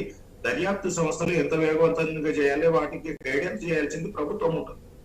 అంతే తప్ప ప్రజా సమస్యలను పక్కదారి పట్టించేది, వాళ్ళు ఇచ్చిన గ్యారంటీల నుంచి ప్రజలను దృష్టి మరలించడానికి డ్రగ్ కేసు ముందుకేసుకొని ఎవరు ఉన్నారు అనేది దాంట్లో ఇంకెవరు. ఓకే, ఇప్పుడు మేడిగడ్డలో అవినీతి జరిగింది అనేది మీరు కూడా చెప్తున్నటువంటి మాట కదా. కేంద్రంలో మీరు అధికారం ఉన్నారు కదా, ఆ ప్రాజెక్ట్ జాతీయ హోదా కావాలని చెప్పి కూడా అడుగుంది కదా అప్పట్లో ఉన్నటువంటి అధికార పార్టీ బీఆర్ఎస్. 100% అవినీతి జరిగింది అనేది మేము ఈ రోజు వరకు కూడా చెప్తున్నాము. వాళ్ళు చెప్పే 1,00,000 కోట్లకు దానికి కూడా నేను సమాధానం చెప్పి యాక్షన్ తీసుకోవడానికి ఇంకా సమయం ఉంది, సమయం వచ్చినా తీసుకుంటామన్నారు. ఆ సమయం కాస్త అధికార పార్టీ ప్రతిపక్షంలోకి వచ్చింది. ఇప్పటికైనా సరే యాక్షన్ తీసుకునే అవకాశం ఉందంటారా కేంద్రం? 100% తీసుకుంటారు మేడం. దాని మీద దర్యాప్తు సంస్థ పూర్తిగా నివేదిక తెచ్చుకుంటుంది. ఏ కాళేశ్వరం ఇప్పుడు మనం కాళేశ్వరం ప్రాజెక్ట్ అంటున్నాం. కాళేశ్వరం ప్రాజెక్టు మీద భూసేకరణలో జరిగిన ఈ కాలువల గురించి, మిగిలిన దాని మీద డిపెండెన్స్ మల్లన్న సాగర్ లాంటిది కానీ, మిడ్మనేర్కు వచ్చినది కానీ, గుండ్లపోచంపల్లి కానీ, ఇలాంటి ప్రాజెక్టులకు భూసేకరణలో జరిగిన దాంట్లో భూదందా జరిగింది. రియల్ ఎస్టేట్ వ్యాపారం చేసుకొని భూములను ముందు గుంజేసుకొని అక్కడ నష్టపరిహారాలు ఎక్కువ తీసుకొని రైతులను మోసం చేసింది, రైతులను దగా చేసింది. దాని పేరు మీద భూదందాలు, ఇసుక దందాలు జరిగినాయి. అదంతా కూడా సమగ్రంగా జరిగింది. ఒక రాత్రిలో చేయాల్సింది కాదు, జరుగుతా ఉంది. దాని మీద త్వరలోనే నివేదికలు. ఇంకెప్పుడు ఎన్ని సంవత్సరాల నుంచి ఇది? 2016 మే 2వ తేదీన ప్రారంభమైతే మొన్న 2023 అక్టోబర్ 21వ తేదీన పియర్స్ కుంగినటువంటి సిచ్యువేషన్. అది కూడా ఎలక్షన్ స్టంట్ లో భాగంగానే ప్రతిపక్షాలు ఆర్గ్యూ చేసి అధికార పక్షం కాదు అని వాదించే ప్రయత్నం చేసింది. ఏం జరిగిందో మనం చూస్తున్నాం. మనము మాట్లాడాల్సింది ఏముంటది మేడం, మేము డేట్ గానీ డిక్లేర్ గానీ చేయాల్సి ఉండదు. దర్యాప్తు సంస్థ ఎంతవరకు వచ్చింది, వాళ్ళ దర్యాప్తు వ్యవహారం అనేది ప్రభుత్వానికి నివేదిస్తుంది. ప్రభుత్వము దాని నుంచి సజెషన్స్, సూచనల ప్రకారం జరుగుతుంది. దర్యాప్తు అనేది జరుగుతున్నది. నిన్న పిల్లర్లు మునిగిపోయిన దాని మీద కూడా దర్యాప్తు జరుగుతుంది. రేపు మాది నివేదికలు వచ్చిన తర్వాత ఖచ్చితంగా భారతీయ జనతా పార్టీ ప్రభుత్వం బాధ్యులైన వాళ్ళ మీద, అలాగే దానికి సహకరించిన ప్రభుత్వంలో ఉన్న పెద్దల మీద కంపల్సరీ చర్యలు తీసుకోవడం జరుగుతుంది. దాంట్లో ఎలాంటి పరీక్షించేది లేదని చెప్పేసి తెలియజేస్తుంది. ఓకే, మల్లురావి గారు గుడ్ మార్నింగ్ అండి. నమస్కారం. నమస్తే సార్. ఈ మేడిగడ్డ అంశాన్ని కేవలం రాజకీయ కోణంలోనే తీసుకున్నారు. గతంలోనే అదే అంశం, ఇప్పుడు కూడా అదే అంశం. ఈ మేడిగడ్డలో కేవలం కాంగ్రెస్ పార్టీ రాజకీయం చేయడానికే చూస్తోంది, దీనివల్ల ఇంత లబ్ధి జరిగింది, ఇప్పుడు తప్పు జరిగిందని చెప్తున్నాము కానీ పూర్తి స్థాయిలో ఏదో పనికిరాదు నిరుపయోగంగా మారిపోయింది, మొత్తం రీకన్స్ట్రక్షన్ చేయాలనేది తప్పుడు మాట. దీన్ని ఇప్పుడున్నటువంటి అధికార పార్టీ తెర మీద తీసుకొచ్చి మెయిన్ అంశాలను ఏదైతే 6 గ్యారంటీలని ప్రెసెంట్ ఉన్నటువంటి ఆర్థిక సిచ్యువేషన్ లో చేయలేకపోతున్నారు కాబట్టి దీన్ని ఒక అంశం కింద చూపించి వాటిని పక్కదారి పట్టించే ప్రయత్నం చేస్తున్నారు అనేది ప్రధాన అంశం కింద వినిపిస్తోంది. అమ్మ 6 గ్యారంటీల్ని 100 రోజుల్లో అమలు చేస్తామని చెప్పారు. మొదటి రోజు సంతకం పెట్టారు కేబినెట్ లో. ఆ గ్యారంటీలను చట్టాలుగా మార్చడానికి కావాల్సిన నిర్ణయం తీసుకోవడం జరిగింది. 2 గ్యారంటీలను అమలు చేయటం మొదలైంది. ఇంకా 4 గ్యారంటీలను 100 రోజుల్లో చేస్తున్నారు. అవి చేయనప్పుడు కదా మనం దృష్టి మళ్లించడానికి కావాల్సిన పనులు చేయాల్సింది. చేస్తామని చెప్తున్నారు. చేయడానికి 9వ తేదీన ప్రమాణ స్వీకారం చేసిన రోజే తొలి క్యాబినెట్ లోనే 6 గ్యారంటీల మీద సంతకం చేస్తామని చెప్తున్నారు. ప్రమాణ స్వీకారం చేసే 9వ తేదీన రైతు బంధు కావచ్చు, రుణమాఫీ కూడా కావచ్చు, 200 యూనిట్ల ఉచిత విద్యుత్ సంబంధించి కావచ్చు, ఇవన్నీ కూడా ప్రమాణ స్వీకారం చేసిన రోజే చేస్తామని చెప్పినటువంటి మాటలు కదా. అమ్మా తప్పు చెప్తున్నాను. మేము 6 గ్యారంటీల్ని ప్రభుత్వం రాగానే మొదటి కేబినెట్ లో నిర్ణయం తీసుకుని 100 రోజుల్లో అమలు చేసే కార్యక్రమాలే 6 గ్యారంటీలు. మీరు చెప్పినటువంటి ఈ రుణమాఫీ అనేది మేనిఫెస్టోలో ఇచ్చాము. అది 100 రోజుల్లో చేసేది. తర్వాత కూడా వెసులుబాటు చేసేటటువంటిది చేస్తున్నారు. అది ఆ గ్యారంటీల్లో 15 అనేది వాళ్ళ పేపర్ లో కూడా ఇచ్చారు. 15,000లో 7,500 ఇచ్చి దాని తర్వాత ఇంత ముందు ప్రజల దగ్గర నుంచి కొన్ని డిమాండ్స్ వచ్చినాయి. ఏవి రియల్ ఎస్టేట్ చేసే వాళ్ళు, మామూలు బీడు భూములు, వ్యవసాయానికి ఇచ్చేటటువంటి డబ్బులు వృధా అయిపోతున్నాయి అనే దాని మీద కొంత మాట్లాడి ఇది ఇంకా 100 రోజులు కాలేదు కదా, 100 రోజుల్లోనే చేసేవి అవి తప్పనిసరిగా చేస్తారమ్మా. ఇక మీరు చెప్పినట్టు మేడిగడ్డకి సంబంధించింది ఇవాళ ఏదో ఎన్నికలు అయిన తర్వాత రాజకీయం కోసం కాంగ్రెస్ పార్టీ చెప్పేది కాదు. దాని మీద ప్రధానమంత్రి గారు అదే రకంగా హోమ్ మినిస్టర్ గారు ఇక్కడికి వచ్చినప్పుడు దీని దగ్గర ఎంతో అవినీతి జరిగింది, మొత్తం రాష్ట్ర ప్రభుత్వం అవినీతిలో కూలిపోయింది, ఈ ప్రాజెక్టే ఏటీఎం లాగా ఉందని చెప్పారు. ఒక దశలో మన బీజేపీ పిసిసి ప్రెసిడెంట్ గారు ఆ రోజుల్లో చెప్పాడు ముఖ్యమంత్రి గారికి మనం జైల్లో ఒక రూమ్ కూడా రిజర్వ్ చేసి పంపిస్తామని. అందరూ చెప్పడమే కాదు తప్ప వారు ఏమీ చేయని పరిస్థితి ఉంది. ఇవాళ దాని మీద మనం ఏదైనా చర్య తీసుకునే ముందు సమగ్రంగా దాని మీద ఇన్వెస్టిగేషన్ చేసి నిజమెంత అబద్ధం ఎంత అనేది ప్రజల ముందు పెట్టి అప్పుడు తప్పు చేసిన వాళ్ళ మీద చర్య తీసుకోవాలనే ఉద్దేశంతోనే నిన్న ముఖ్యమంత్రి గారు, ఇరిగేషన్ మంత్రి గారు రివ్యూ చేసి ఈ రోజు అక్కడికి మరి అధికారులు గాని ఇతరులు గాని పంపించి ఇన్వెస్టిగేట్ చేయాలని, అది కూడా సిట్టింగ్ జడ్జి అక్కడే ఆ సిట్టింగ్ జడ్జితో విచారణ చేయాలనేదే కాలయాపన జరిగే ప్రయత్నం కదా, ఇమీడియట్ గా జరిగే ప్రాసెస్ కాదు కదా. ఏదైతే నిపుణులు ఉన్నారో ఆ నిపుణులను తీసుకెళ్తే అక్కడ ఏం జరిగింది, ఎంతవరకు లాస్ అయిందని తెలుస్తుంది కదా అనేది. అమ్మా నిపుణులను తీసుకుని వెళ్ళి చేస్తారు. అదే రకంగా ఎమ్మెల్యేలని, మినిస్టర్లని, మామూలుగా ప్రజాప్రతినిధులు లేక ప్రజా సంఘాలు వీళ్ళంతా పోవటం రావటం అయిపోయింది. మీకు తెలుసో తెలీదు, రాహుల్ గాంధీ గారు, వారితో పాటు రేవంత్ రెడ్డి గారు, దాంతో పాటు కాంగ్రెస్ పార్టీ నాయకులు చాలా మంది పోయి అక్కడ విజిట్ చేసి వచ్చారు. అదే రకంగా నిన్న రివ్యూ చేసింది కూడా నిపుణులతో జరుగుతుంది. దానికి ఒక ప్రాధాన్యత ఇవ్వడానికి సిట్టింగ్ జడ్జి అంటే అక్కడ ఏ రకమైనటువంటి దిశ అంటే మంచి చెడు అనేది ప్రజలు బాగా గుర్తించే విధంగా వీరు చేస్తే ఏ రకమైన తప్పులకి అవకాశం ఇవ్వకుండా చేస్తారనే ఉద్దేశంతోనే సిట్టింగ్ జడ్జి చూపిస్తున్నారు. ఆలస్యం అవుతుంది కదా అని మరి దాన్ని కరెక్ట్ మార్గంలో చేయించకపోతే అది ప్రజలు వాస్తవాన్ని కూడా నమ్మకపోతే అప్పుడు మన మీద ప్రజల్లో గాని లేక మనలో గాని తప్పు చేసామనే భావం రాకుండా చూడటానికే ఈ కార్యక్రమాన్ని చేస్తున్నారు. ఇంకోటి ఇవాళ అసెంబ్లీలో జరిగినటువంటి చర్చల్లో ఏదో 6 గ్యారంటీలని అమలు చేయలేక చేస్తున్నారు అనేది చాలా పొరపాటు. మనం ఇచ్చింది ప్రెసిడెంట్ ఇదేది గవర్నర్ స్పీచ్ చెప్పిన తర్వాత దాని ధన్యవాదాలు చెప్పడం ఉంటుంది ఇక్కడ. అట్లనే ప్రెసిడెంట్ ఆఫ్ ఇండియా స్పీచ్ చెప్పిన తర్వాత పార్లమెంట్ లో ధన్యవాదాలు చెప్పేది ఉంటుంది. ఆ ధన్యవాదాలు చెప్పేటప్పుడు ఈ ధన్యవాదాలు వదిలిపెట్టి వేరే సమస్యల్ని మనం ఏ రకంగా కేటీఆర్ గారు, హరీష్ రావు గారు మాట్లాడారు, ముఖ్యమంత్రి గారు మాట్లాడేటప్పుడు పాత ప్రభుత్వంలో జరిగినటువంటి ఆర్థిక లొసుగుల గురించి, దానివల్ల ఏ రకంగా ఆర్థిక వ్యవస్థ దెబ్బతినిందో అవన్నీ మాట్లాడతారు. కానీ దీన్ని ఎట్లా మాట్లాడారంటే ఇప్పటికీ మేమే ప్రభుత్వంలో ఉన్నాం, రేవంత్ రెడ్డి గారు ప్రతిపక్ష పార్టీలో మాట్లాడుతున్నారు విధంగా. మీరు శ్వేత పత్రాలు రిలీజ్ చేసినా ఏం చేసినా గత ప్రభుత్వం చేసినటువంటి అభివృద్ధి గురించి బరాబర్ మాట్లాడతామంటున్నారు కేటీఆర్, మాజీ మినిస్టర్. అంటే మీరు ప్రతి శాఖలో కూడా శ్వేత పత్రాన్ని రిలీజ్ చేస్తాము, ఏదైతే అవినీతి జరిగింది ఇవన్నీ కూడా బయట పెడతాము అని చెప్తూ ఉంటే, ఎస్ చెప్పండి, ఏదైనా సరే మేము సిద్ధంగా ఉన్నాం, బరాబర్ ముందుకు వస్తామని చెప్తున్నారు. దీంతో పాటు అనలిస్ట్ నాగార్జున గారి దగ్గర నుంచి ఒక క్వశ్చన్ ఏంటండి ప్లీజ్. ఎస్ నాగార్జున. ఈ బరాబర్ అని చెప్పి అక్కడ అడిగితే ఎట్లా? ఈ బరాబర్ ఏంటంటే ఇప్పుడు వాళ్ళు ఉన్నది గెలిచి వచ్చారు, మేము కాదనుకోలేదు. ప్రజలకు గెలిపిస్తే వాళ్ళు ప్రతిపక్ష నాయకులుగా మాట్లాడే హక్కు ఉంది. అక్కడ ప్రతిపక్ష నాయకుడు ఆయన ఉపనాయకుడు కాకుండా ఇద్దరు, ఎవరు హరీష్ రావు కూర్చోగానే కేటీఆర్, కేటీఆర్ కూర్చోగానే హరీష్ రావు ఈ ప్రభుత్వాన్ని ఇప్పుడు ఏదో వాళ్లే తప్పు చేశారనే విధంగా మాట్లాడుతున్నప్పుడు అధికారంలో ఉన్నటువంటి పార్టీ వాస్తవాలను ప్రజల ముందు పెట్టాలి కదా. లేకపోతే ఆర్థిక పరిస్థితి ఎలా ఉందో ప్రజలకు తెలియజేయాల్సిన అవసరం ఉంది. బరాబరు వీళ్ళు మాట్లాడతారు, బరాబరు వాళ్ళు మాట్లాడతారు, అందరు మాట్లాడాలి.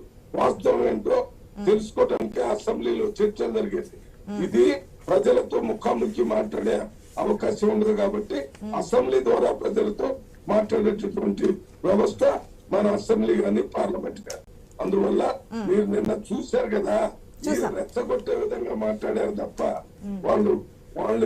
వాళ్ళ పరిస్థితి ఏంటనేది చెప్పకుండా ఇక్కడ నుంచి ఎక్కడో సోనియా గాంధీ గారి దగ్గర నుంచి, నెహ్రూ గారి దగ్గర నుంచి మొత్తం ఆ పాత చరిత్ర అంతా మాట్లాడుతూ అది అధికార పార్టీలో ఉన్న నాయకులను రెచ్చగొట్టి వారి మీద ఏదో మేము రవి గారు, మీకు అనలిస్ట్ నాగార్జున గారి దగ్గర నుంచి ఒక క్వశ్చన్ ఏంటండి ప్లీజ్. ఎస్ నాగార్జున గారు. సార్ నమస్కారం సార్. ఇప్పుడు మీరు సిట్టింగ్ జడ్జి తోటి విచారణ చేయిస్తానంటున్నారు. మీరు అనుభవజ్ఞులు, మీరు బాగా దీంట్లో తెలిసిన వారు. మీరు కోర్టుకు రాసి వాళ్ళు అలాట్ చేసి వాళ్ళు మొదలుపెట్టి చేసేటప్పటికి ఎంత సమయం పడుతుందో మనందరికీ తెలుసు. దానికంటే ముందు అసలేమీ జరగలేదని బీఆర్ఎస్ వాళ్ళు అంటున్నారు, చాలా జరిగిందని మీరు అంటున్నారు.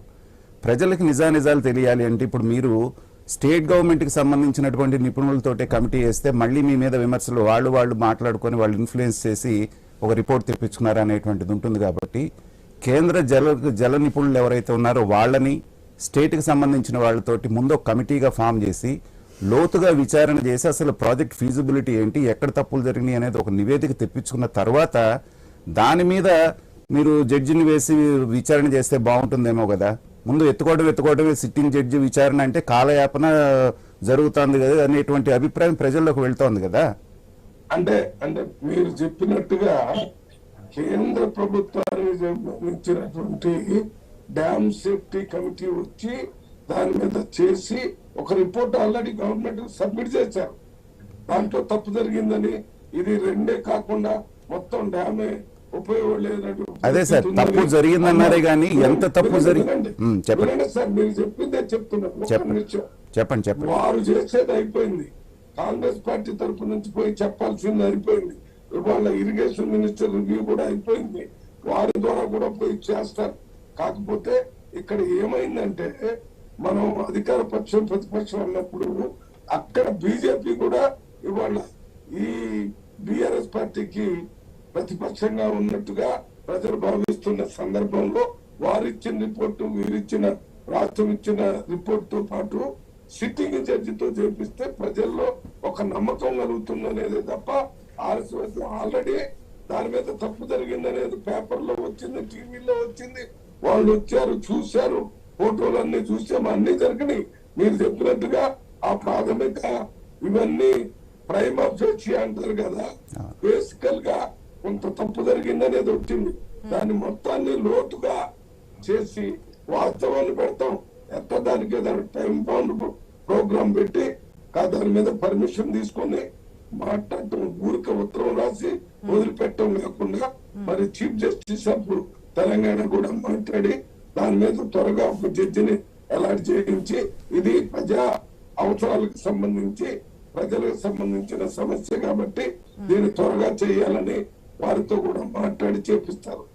ఏదైనప్పటికీ కూడా ప్రజాస్వామ్యే కదా, అది ఎంత దుర్వినియోగం అయింది, తప్పు జరిగింది, పిఎస్ కుంగిపోయేది, 2-3 అనేది పక్కన పెడితే నష్టం అయితే జరిగిందని చెప్పి గత అధికార పార్టీ ప్రస్తుత ప్రతిపక్ష పార్టీ బీఆర్ఎస్ నాయకులు కూడా అంగీకరిస్తున్నారు. కాబట్టి ఎంత జరిగిందనేది తెలియాలి. ప్రజా సొమ్ము కాబట్టి దుర్వినియోగం కాకుండా చూడాల్సిన బాధ్యత ప్రభుత్వం మీద ఉంటుంది. ఎస్ కృష్ణారెడ్డి గారు చెప్పండి. మేడం, ఇందాక మనం మా మల్లురవి గారిని పెద్దలు మన విశ్లేషకులు మాట్లాడుతున్న దాంట్లో ఇప్పుడు సింగిల్ జడ్జి ఇదనే దానికంటే ఫస్ట్ అసెంబ్లీ నుంచి అఖిలపక్షం నుంచి ఒక కమిటీ వేయాలి. టిఆర్ఎస్ వాళ్ళు ఉంటారు, దాంట్లో బీజేపీ వాళ్ళు ఉంటారు, కాంగ్రెస్ వాళ్ళు ఉంటారు, మిగిలిన సభ్యులు ఉంటారు.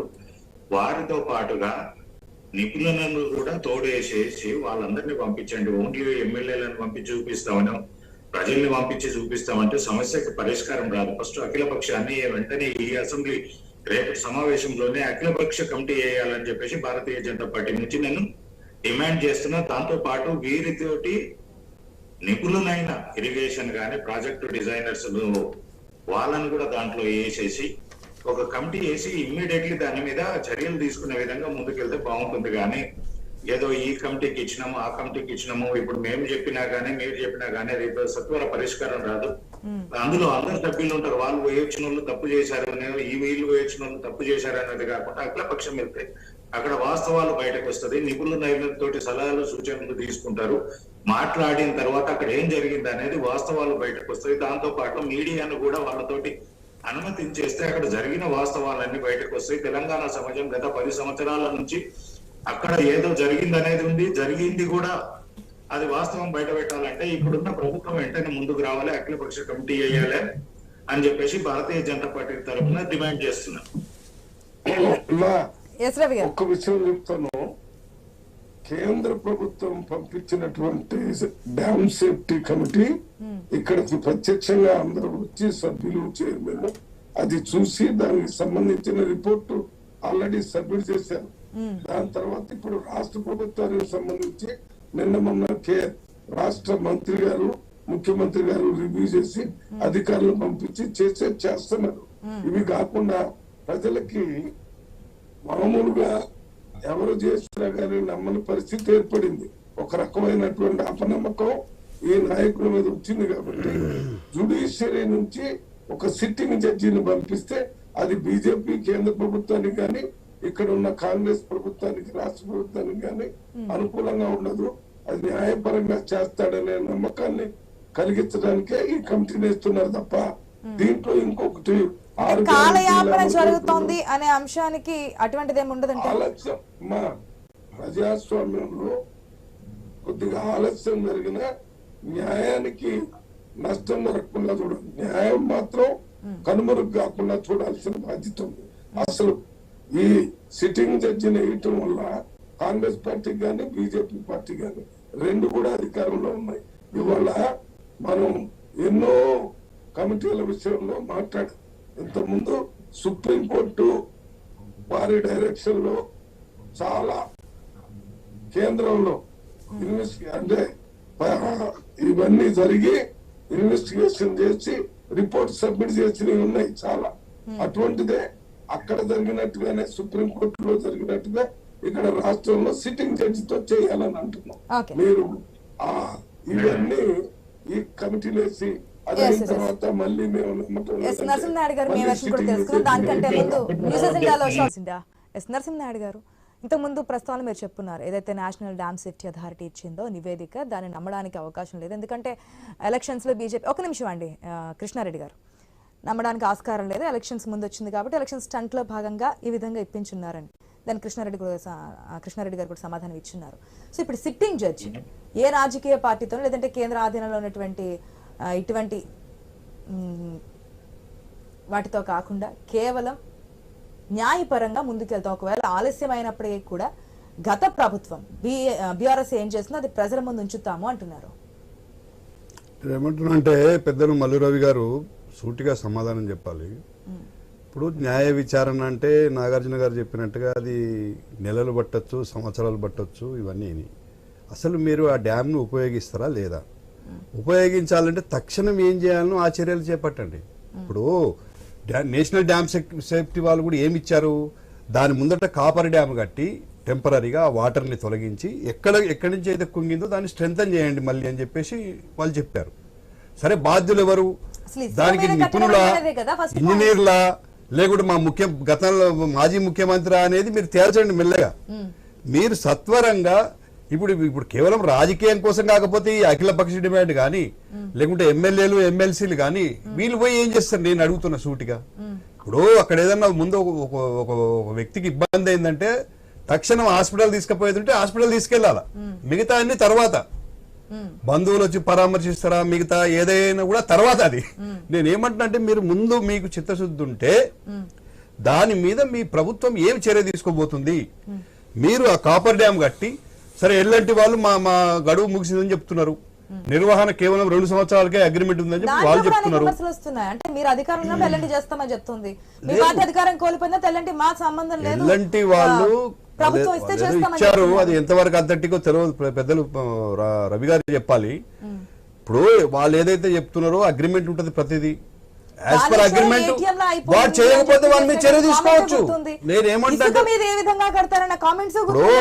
ఇసుక మీద కాకుండా కింద ఏముంటదండి, ముందు ఇసుకే ఉంటది, తర్వాత కింద ఎక్కడో భూమిలో బేస్ చేసుకునే కడతారు. అంత గుడ్డిగా ఈడ మనం కూర్చొని మాట్లాడుకున్నంత గుడ్డిగా కడతారా అండి ప్రాజెక్టులు? మరి కట్టుంటే ఓన్లీ ఇసుక మీద కట్టుంటే ప్రాజెక్ట్ కొట్టుకపోవాలి కదా. ఇప్పుడు మొన్న లిబియాలో చూసాము, 5,000 మంది చనిపోయారు ఒక లిబియాలో, ఒక డ్యామ్ కొట్టుకపోయింది. అంటే అది నాసిరకంగా ఉండుంటే ఇప్పటిదాకా ఎందుకు ఉంటది? ఇన్ని సీజన్లు తట్టుకున్నది కదా. మొన్న అయితే హైయెస్ట్ రెయిన్ ఫాల్ వచ్చింది మొన్న పోయిన సీజన్ లోనే, తట్టుకున్నది కదా. అప్పుడే కొద్దిగా మోటార్ల కింద నీళ్లు పోయినాయి. కాబట్టి దాంట్లో పెద్దగా మనం భయపడి, లేకుంటే దాని మీద పెద్ద భూతద్దంలో చూపించి, నిన్న నేను ఈనాడులో కూడా చూసాను, జస్ట్ ఏంటంటే ఒక ఫీటో 1/2 ఫీటో ఒక పియర్, అంటే మెయిన్ పిల్లర్ కాకుండా దాని పక్కకు సపోర్టింగ్ ఇచ్చే పియర్ కుంగింది. దాన్ని ఏదో పెద్దగా చూపించి ఇప్పుడు దాన్ని మొత్తం బంద్ పెట్టేసి కేసీఆర్ అంతా దుర్వినియోగం చేసిండు, రాష్ట్ర బడ్జెట్ అంతా కూడా దీనికే ఖర్చు పెట్టి ఇవాళ పనికి వస్తే చూడరు కదా అని చెప్పడానికేమో బహుశా దాని నిర్వహణ నుంచి తప్పించుకోవడం కోసం కాంగ్రెస్ చేస్తున్నటువంటి ఇది ముందస్తు ప్రణాళిక నేను అనుకుంటున్నా. డెఫినెట్ గా నేను ఆరోపిస్తున్నా.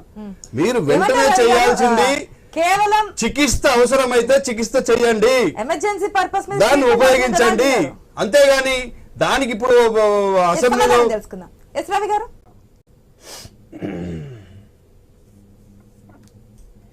రవి గారు చికిత్స చేసేటప్పుడు మేము ఒక విషయాన్ని తెలుసుకోవాలనుకుంటున్నాం. జబ్బొచ్చి మామూలుగా జబ్బొచ్చినోడు చికిత్స చేయొచ్చు, కాలు రెగ్గొట్టినోడు ఉంటాడు కదా, దాన్ని కట్టుకట్టాల, అది చికిత్స. కాలుకు కట్టుకట్టడం ఎంత ముఖ్యమో, ఎందుకు కొట్టాడనే మీద నిర్ణయం చర్య తీసుకోవటం కూడా అవసరం కదా. కాలు రెగ్గొట్టడం మన వ్యవస్థలో జరగాల్సిన మామూలు పని కాదు. ఏదైనా ఉంటే మాట్లాడి దాన్ని ఆ రకంగా చేయకుండా అని చెప్పాలి. వారే చెప్తున్నారు అక్కడ ముందు కాపర్ డ్యామ్ కట్టి దానికి మళ్ళీ రిపేర్ ఏ రకంగా చేయాలండి. అంటే తప్పు జరిగిందనేది ఎవరి ప్రభుత్వంలో జరిగినది, ఎవరి ప్రభుత్వంలో కట్టారు, వాళ్ళు బాధ్యత తీసుకోవాలి కదా. సూపర్ మొత్తం రాష్ట్ర ప్రభుత్వంలో జరిగేటటువంటి ఇటువంటి నిర్ణయాలన్నిటికీ కూడా బాధ్యత ప్రభుత్వం తీసుకున్నా, ముఖ్యమంత్రి అక్కడ ఉండి కూర్చొని కట్టెత్తడు గాని ఏ రకమైన తప్పు జరిగింది, వీళ్ళ నిర్ణయాల వలన వాళ్ళ నిర్ణయాల వలన తెలుసుకోవాల్సిన బాధ్యత ఉంది. ఇప్పుడు శ్వేతపత్రాన్ని విడుదల చేయాలనేది రాష్ట్ర ప్రభుత్వం చేస్తున్నటువంటి ఒక ఎక్సర్సైజ్ కనపడుతుంది మనకి. రాష్ట్ర ప్రభుత్వంలో ఉన్న మంత్రులు, ముఖ్యమంత్రులు వీటి మీద ఇప్పుడు 10-15 రోజులు కూడా కాలేదు, ప్రభుత్వం ఆలస్యం అవుతుందంటే ఏదైనా చేయడానికి అసలు దాని మీద ఉన్నటువంటి స్ట్రైట్ గా అడుగుతున్నారు. అంటే మీరు ఈ కాళేశ్వరం ప్రాజెక్ట్ మేడిగడ్డని యూజ్ చేయాలనుకుంటున్నారా, లేదంటే పక్కన పెట్టదలుచుకుంటుందా కాంగ్రెస్ సర్కార్ అని? అదంతా నిపుణులు నిర్ణయించాల్సిన నిర్ణయం అమ్మా. కాంగ్రెస్ పార్టీ అంటే అది పార్టీ చేసేది కాదు. పార్టీ చేసినందుకే ఆ రకంగా నష్టం జరిగింది అనుకుంటున్నాం. మనం ఎప్పుడు కూడా ఇంజనీరింగ్ వరకు ఇంజనీర్లతో డాక్టర్ పని డాక్టర్తో చేయించాలి. రాజకీయ నాయకుడు ఇంజనీర్ లేకుండానే కట్టినా పని నిపుణులు తర్వాత సెంట్రల్ కమిటీలు అనుమతులు ఇవ్వకుండానే కట్టామా? మీరు ఒక్క మాట వినండమ్మా. ఈ డిజైన్స్ రీడిజైన్స్ అనేది ఈ ప్రభుత్వం వచ్చిన 9-10 సంవత్సరాల్లో అన్ని ప్రాజెక్టులు మొత్తం రీడిజైన్ మా దగ్గర పాలమూరు రెడ్డి ఎక్కడ పోతే మేడిగడ్డ ఇవన్నీ ఎప్పుడు చూసినా డిజైన్ రీడిజైన్ అంటే ఏమవుతుంది? ఇంత ముందు ఎప్పుడైనా ఇంత పెద్ద ఎత్తున జరగలేదు కదా. ఈ రీడిజైన్ చేసినప్పుడు మరి ముఖ్యమంత్రి గారి పాత్ర ఎంత, చీఫ్ ఇంజనీరింగ్ చీఫ్ పాత్ర ఎంత వాళ్ళని అడిగితే తెలుస్తుంది కదా. ఇవాళ మేము ఏమంటున్నాం, ముఖ్యమంత్రి చేసినట్లేదు అనుమానాలకి తావొచ్చింది. ఎందుకంటే అంత పెద్ద డ్యామ్ కట్టినప్పుడు ఎంత పెద్ద వరదలు వచ్చినా ఒక్క సంవత్సరంలోనే వీక్ కాదు. పెద్ద డ్యాములు కూడా 100 సంవత్సరాల తర్వాత 50 సంవత్సరాల తర్వాత కొంత వీక్ కావచ్చు. ఇదేంటి 3 సంవత్సరాలు 2 సంవత్సరాలకే అది కుంగిపోయిందని ఆఫ్ చేసింది ఎవరమ్మా? ఆ డ్యామ్ మీద నుంచి ట్రాఫిక్ అంతా ఆఫ్ చేసింది టిఆర్ఎస్ ప్రభుత్వం ఉన్నప్పుడే. దీని మీద డ్యామ్ మీద పోతే నష్టం జరుగుతుంది, ప్రాణ నష్టం జరిగింది. మళ్ళీ దీన్ని వెంటనే ఆఫ్ చేయాలని ఉన్న నీళ్ళని కింద వదిలిపెట్టారు. వీటికి ఎందుకంటే డ్యాము తెగిపోయి కింద గ్రామాలు మునిగిపోతాయనే కదా. అవి మునిగిపోతే ప్రాణ నష్టం జరిగింది, ప్రజలకు ఇబ్బంది అవుతుందనే కదా. ఎవరు చేశారు? టిఆర్ఎస్ ప్రభుత్వంలోనే చేశారు. మరి వాళ్ళ ప్రభుత్వం వీటన్నిటి సమగ్రంగా చూసి ఒక శ్వేతపత్రం ఇచ్చి దాని మీద సిట్టింగ్ జడ్జితోని మనం ఎంక్వైరీ చేయించి దాని మీద రిపోర్ట్ తీసుకుని ఏం చేయాలని చెప్తారు, చూసి అది చేయాలి. ఇదంతా కేవలం రాజకీయ కోణంలోనే చేస్తోంది కాంగ్రెస్ పార్టీ అంటున్నారు. ఏమంటారు? కక్ష సాధింపుగా అప్పుడున్నటువంటి అధికార పార్టీని ఇరికించాలనే ప్రయత్నంలో భాగంగానే ఇదంతా చేస్తుంది అంటున్నారు. అమ్మా మేమేమన్నా రంధ్రాలు వేషం చేస్తున్నామ్మా. దీని మీద పెద్ద చర్చ జరిగింది. దీని మీద కేంద్రం నుంచి కమిటీ వచ్చింది. ప్రధానమంత్రులు, హోమ్ మినిస్టర్లు అందరు మాట్లాడారు దీని మీద. ఇక్కడ రాష్ట్రంలో టీవీలు పేపర్లో వచ్చింది. మేము ఇప్పుడు చేసేది ఏంటంటే ఉన్నటువంటి దాన్ని సరిచేయాల్సిన బాధ్యత ఉంది. చేయకపోతేనే ప్రజలు ఇప్పుడు ప్రభుత్వాన్ని తప్పుపడతారు. ఇది ఏం చేయకుండా కూర్చున్నారు మీరని. ప్రభుత్వం వచ్చిన వెంటనే తీసుకున్నటువంటి పెద్ద సమస్య ఇది. రైతులకు సంబంధించిన సమస్య. ఈ డ్యామ్ ఎప్పుడు కూడా ఇంతవరకు మన చరిత్రలో 2 సంవత్సరాల్లోనే ఈ రకంగా కుంగిపోయింది ఎక్కడ లేదు. మనం ఎప్పుడో పాత రోజుల్లో మనం నాగార్జున సాగర్ కట్టాము, అదే శ్రీశైలం కట్టాము, శ్రీరామ్ సాగర్ కట్టారు. వీటిలో ఎప్పుడు ఈ రకంగా జరగల. ఎప్పుడో ఒకసారి గోదావరి మీద అక్కడ ఏదో బ్రిడ్జి పోయింది. వెంగళరావు గారు సీఎం గా ఉన్నప్పుడు ఆ సీఎం గారే అక్కడ పోయి కూర్చొని ఆ బండిని కూర్చేంత వరకు అక్కడ ఉన్నారు. అది కూడా 50, 60 సంవత్సరాలు 70 సంవత్సరాల తర్వాత జరిగింది. ఇప్పుడు ఇదేంటి, అది కూడా ఎక్కడో పక్కన ఆ డ్యామ్ లేకుండా ఆ చివరి నుంచి జరగల. డ్యామ్ లో మధ్యలో ఉన్నటువంటి పిల్లరే కుంగిపోతే ఇది 1ో 2ోదా? రేవంత్ రెడ్డి చెప్తున్నారు ఇసుక మీద ఎట్లా కడతారని చెప్పి. దానికి బీఆర్ఎస్ నాయకులు చెప్తున్నారు ఇసుక మీద కాకుండా ఎట్లా కడతారని చెప్పి చెప్తున్నారు. ఇసుక ఉంటే దాన్ని ఇసుక లేనంత వరకు లోనకు పోయి వేసి గట్టిగా వేసి కట్టడం అనేది అది మామూలుగా ఇంజనీరింగ్ వ్యవస్థ. నేను దాని మీద మాట్లాడటం నా కామన్ సెన్స్ అని అంటున్నాను. ఇసుక మీద కడితే ఏమైందంటే ఇసుక ఊరికనే కొట్టుకొని పోయే అవకాశం ఉంటుంది. అది పిల్లల కింద దానివల్ల డ్యామ్కు నష్టం జరుగుతుంది, మొత్తం తెగిపోయే కార్యక్రమం వస్తుంది. అది ఏంటంటే తెలుసుకోవడానికి ఈ ఎంక్వైరీ చేయించింది. ఎంక్వైరీ చేసేది కూడా ఆ ఇంజనీర్లే చేస్తారు. కానీ సూపర్వైజ్ చేయడానికి ఒక సిట్టింగ్ జడ్జి ఉంటే న్యాయంగా చేపిస్తారు అనే ట్రాన్స్పరెన్సీగా ఉంటుంది ప్రజలకు వివరించడానికి అంటారు. ఎస్ కృష్ణారెడ్డి గారు చెప్పండి. మేడం, ఇందాకటి నుంచి మనం డిస్కస్ చేస్తా ఉంటే ఎంతసేపు సింగిల్ జడ్జి అనేది మాట్లాడుతున్నారు. నేను అఖిలపక్షం గురించి మాట్లాడాను. గతంలో కూడా మహానుభావుడు రాజశేఖర రెడ్డి గారు అధికారంలో ఉన్నప్పుడు జలయజ్ఞాన్ని ధనయజ్ఞం అన్నప్పుడు ఆనాటున్న ప్రభుత్వము అఖిలపక్షం చేసి మొత్తము ప్రాజెక్టుల దగ్గరికి అందరి దగ్గరికి తిప్పి అక్కడ జరుగుతున్న అవినీతిని గాని అంతా చూపించడం జరిగింది. ఆనాడు అఖిలపక్షం ఏపీచ్చారు. ఇదే కాంగ్రెస్ ప్రభుత్వం ఆనాడు ఉన్న దాంట్లో కూడా ఈ రోజు కూడా ఉన్నారు పెద్దలందరూ కూడా. కాబట్టి అఖిలపక్షం అనేది భారతీయ జనతా పార్టీ డిమాండ్ చేస్తుంది. ఈ సింగిల్ జడ్జి ఇది అనేటప్పటికీ సమస్య సాగదీయడానికి జరిగిపోతుంది తప్ప ఇంకొక అంశం కాదనేది నా యొక్క అభిప్రాయము. మిగిలింది ఇప్పుడున్న ప్రాజెక్టు గత 10 సంవత్సరాల నుంచి తెలంగాణ రాజకీయము పూర్తిగా కాళేశ్వరం ప్రాజెక్టు చుట్టే తిరిగింది. గెలుపోటలను ప్రభావితం చేయాలన్నా, దాని మీద రాజకీయ లబ్ధి పొందాలన్నా, ఏదైనా ధన యజ్ఞాన్ని ధనార్జనకు ధ్యేయంగా మార్చుకోవడానికి కాళేశ్వరం ప్రాజెక్టే కాబట్టి దాని మీద సత్వరంగా నిర్ణయాలు జరుగుతూనే ఉండాలి. అఖిలపక్షం వేసి తొందరగా నిర్ణయాలు వచ్చేటట్టు ఉండాలి.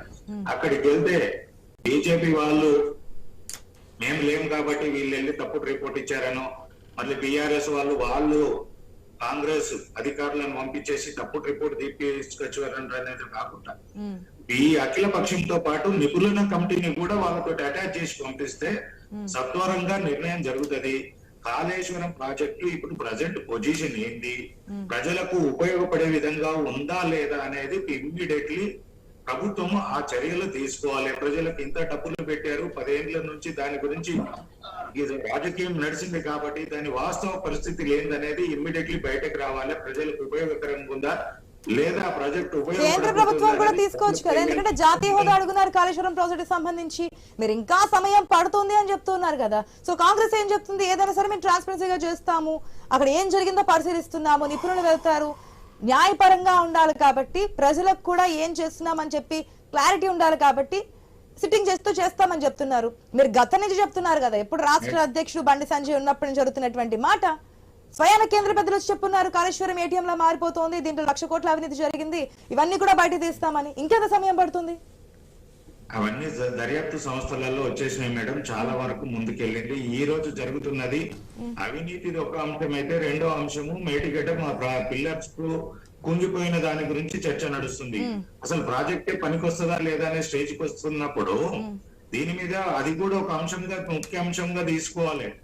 ఇక్కడ జరిగినది అవినీతిది ఒకటి, రెండో అంశం ప్రాజెక్ట్ ఉపయోగమా లేదా అనేది. ఇప్పుడు ఉపయోగమా లేదా అనే దాని గురించి ఫస్ట్ చర్చ నడుస్తున్నప్పుడు దాని మీద కమిటీ ఏమంటున్నాము, అఖిలపక్ష కమిటీ ఇమ్మీడియట్లీ జరుగుతుంది. అసెంబ్లీలోనే ఇమ్మీడియట్లీ ముఖ్యమంత్రి గారు నిర్ణయం తీసుకుని బుధవారం రోజు నాడు అఖిలపక్ష కమిటీ వేస్తేనే దానికి సత్వర పరిష్కారం జరుగుతుంది. రెండోది ఏంటంటే పరిష్కారం కంటే ముందు వాస్తవాలు బయటకు వస్తాయి ప్రజలకు. రవి గారు, అసలు ఏం జరిగింది, ఎన్ని రోజులు టిఆర్ఎస్ ప్రభుత్వము ఇక్కడ ఎన్ని ఓట్లు దండుకుంది, ఎంత రాజకీయం చేసింది అనేది ఈ రోజు అవినీతితోటి మేము మాట్లాడినా గానీ ఈ రోజు మళ్ళీ రాజకీయాన్ని కాళేశ్వరం చుట్టూ కాంగ్రెస్ తిప్పడానికి ప్రయత్నం చేస్తుంది. కానీ ప్రజలకు తెలియాలంటే అఖిలపక్ష కమిటీ చేయాలి, దాన్ని నిపుణుల కమిటీ చేయాలి. దాంతో పాటు వారితో పాటు పంపితే మీరు న్యాయ కౌతులను కూడా పంపించండి. మా యొక్క డిమాండ్ ఏదని చెప్పి చెప్పండి. యాంకర్ గారు చెప్పండి. ఒక్క నిమిషం అమ్మా, ఈ న్యాయ కమిటీ వేస్తే మీరు లేట్ అవుతుంది అంటున్నారు. మీరు ఎంతకాలం నుంచి ప్రధానమంత్రి నుంచి హోమ్ మినిస్టర్ దాకా వచ్చి ఇక్కడ అవినీతి జరిగింది, ఏటీఎం లాగా వాడుకుంటున్నారని చెప్పి అసలు ప్రారంభమే చేయలేదు ఈ బీజేపీ ప్రభుత్వం. ఎందుకు సిబిఐతో ఎంక్వైరీ చేయించలేదు, ఏం జరుగుతుంది అనేది అడిగే నైతిక హక్కు ఉందా మీకు? ఇప్పుడు ఎందుకు ఆ కమిటీ మేము వేసేటటువంటి ఈ కమిటీ ఇప్పుడు సాంకేతిక పరంగా జరిగిన దాని మీద లోతుగా స్టడీ చేసి దాన్ని ప్రజల ముందు పెట్టాల్సిన బాధ్యత ప్రభుత్వం మీద ఉంది. కాబట్టి 10 రోజుల్లోనే ఇప్పుడు మంత్రి స్థాయిలో ముఖ్యమంత్రి స్థాయిలో రివ్యూ చేసి దాని మీద కమిటీలు వేసి శ్వేతపత్రాన్ని పంపించి సిట్టింగ్ జడ్జితో మాట్లాడి చేయించాలనేటటువంటి నిజాయితీ ప్రభుత్వాన్ని కనపడుతుంది. మీ ప్రభుత్వం మళ్ళీ లేట్ చేయడానికి దీనికి ఏదో ఒక జాయింట్ కమిటీ ఏదైనా సరే లేట్ కాకుండా త్వరితగతిన ప్రజల ముందు జరిగినటువంటి అవినీతిని వివరించాలని చెప్పి అనుకుంటున్నాం. నాగార్జున గారు, ఒక పక్క అఖిల పక్షం, ఒక పక్క సిట్టింగ్ జడ్జ్, లేదంటే కనుక నేషనల్ డ్యామ్ సేఫ్టీ అథారిటీ ఇచ్చినటువంటి రిపోర్ట్. ఇప్పుడేదో మళ్ళీ అఖిల పక్షం వేయాలంటే దేనికోసం? రాజశేఖర రెడ్డి గారి టైంలో వేసిన అఖిల పక్షం అవినీతి జరిగిందన్నప్పుడు ఆ కమిటీ వేశారు. ముఖ్యమంత్రి గారు ఒక్కొక్క ప్రాజెక్ట్ కాదు అన్ని ప్రాజెక్టులు తిరగమని చెప్పారు, తిరిగి ఏమి లేదని చెప్పారు. ఇప్పుడు అఖిల పక్షం వేయాల్సిన పరిస్థితి కాదు, ఎందుకంటే ఆల్రెడీ దాని మీద ప్రజలకు ఒక అవగాహన ఉంది. అది నిజమా కాదా అని తెలియజేయడానికే మనం వాళ్ళకి త్వరితగతిన పూర్తవ్వాలని చెప్పి అనుకుందాం. ఏం చెప్తారు ఫైనల్ కామెంట్స్? ఇక్కడ మనకి కోర్టుల వ్యవహారం ఎట్లా ఉంటుందో తెలుసు కదండి. ఆల్రెడీ కొన్ని లక్షల కేసులు పెండింగ్లో ఉన్నాయి, సరిపడా జడ్జీలు అక్కడ లేరు అనేటువంటిది ప్రతిరోజు మనం చూస్తున్నాం. అలాంటప్పుడు రాష్ట్ర ప్రభుత్వం వాళ్ళకి రాసి వాళ్ళు అలాట్ చేసి వాళ్ళు మొదలు పెట్టడం అనేటువంటిది ఇందాక మల్లురావు గారు అన్నట్టు కొన్నాళ్ళు టైం పడుతుంది, టైం పట్టినా పర్వాలేదని చెప్పేసి ఆయన అంటున్నారు. అయితే ఏంటంటే దానికంటే ముందు ఇప్పుడు డ్యామ్ సేఫ్టీ అథారిటీ వాళ్ళు వచ్చి ఇచ్చినటువంటిది కేవలం ప్రాథమిక నివేదిక అండి వాళ్ళు చూసింది. దాన్ని ఇంకా లోతుగా విచారించి అసలు చాలా దీని యొక్క ప్రాజెక్ట్ ఫీజిబిలిటీ మీదే చాలా అనుమానాలు ఉన్నాయి. దీనికి కరెంట్ ఖర్చు ఎంత అవుతుంది, నిజంగా అంత గనక మనం చేస్తే ఎకరాకి 20 నుంచి 25 వేల రూపాయలు ఒక ఎకరాకి నీళ్ళు ఇవ్వాలంటే ఇస్తుంది అని చెప్తున్నారు. ఇది అపోహ, నిజంగానే ఇలా జరుగుతుందా? నిజంగా గనక అలా జరిగితే దీన్ని వైటల్ ఫింట్ లాగా తయారయ్యేటువంటి అవకాశం ఉంది స్టేట్ గవర్నమెంట్కి. కాబట్టి ఏంటంటే ఈ రెండు సైమల్టేనియస్గా జరగాల్సినటువంటి విషయాలు. తర్వాత సింగిల్ జడ్జి తోటి వేస్తామన్నటువంటి ఎంక్వైరీ ఏదైతే ఉందో అది డ్యామ్లో జరిగినటువంటి తప్పుల మీదన, లేకపోతే జరిగినటువంటి అవినీతి మీదన, లేకపోతే మొత్తానికి కలిపా అనేటువంటి దాని మీద కూడా అధికార పక్షం క్లారిటీ ఇవ్వాల్సింది. ఏది ఏమైనప్పటికీ కూడా ఇన్ని లక్షలు ఖర్చు పెట్టి ఇన్ని లక్ష కోట్ల దగ్గర ఖర్చు పెట్టిన ప్రజాధనం అయిన దాని మీద ఇంత వివాదాలు చుట్టుకోవటం అనేటువంటిది, ఇలా జరగటం అనేటువంటిది దురదృష్టకరం. దీన్ని ఇప్పటికైనా సరే రాజకీయ లబ్ధి కోసంగా అన్ని పక్షాలు ప్రయత్నం చేయకుండా ప్రజా సంక్షేమం దృష్ట్యా నిజాలు ప్రజలకు తెలిసేటట్టుగా చేస్తే ఆ నిపుణుల కమిటీ రిపోర్ట్ని ఒక శ్వేతపత్రం రాగా రిలీజ్ చేసి ఇదిగో ఇక్కడ తప్పు జరిగింది, ఇక్కడ తప్పు జరిగింది, అనేటువంటి క్లారిటీ ప్రజలకు ఇస్తే ఏంటంటే ఈ కన్ఫ్యూజన్ ఉండదు. తర్వాత రాజకీయ మైలేజ్ కోసం ప్రతి రాజకీయ పార్టీ ప్రయత్నిస్తున్న దాంట్లో ఎవరిని తప్పు పట్టాల్సిన పని లేదు. కాకపోతే ఈ బ్లేమ్ గేమ్ ఆపి ప్రజలకి సత్వరంగా దాని మీద ఎవరైనా అన్ని పక్షాలు పార్టీ అయినప్పటికీ కూడా ఏదైనా సరే ప్రజల ముందు నిష్పక్షపాతంగా జరిగినట్టుగా అవినీతి అయినా సరే ముందు పెట్టాలి. అదేవిధంగా ప్రాజెక్ట్ ఏ విధంగా త్వరితగతిన మరలా పనులు పూర్తి కావాలనేది కోరుకుందాం. థ్యాంక్ యూ అండి.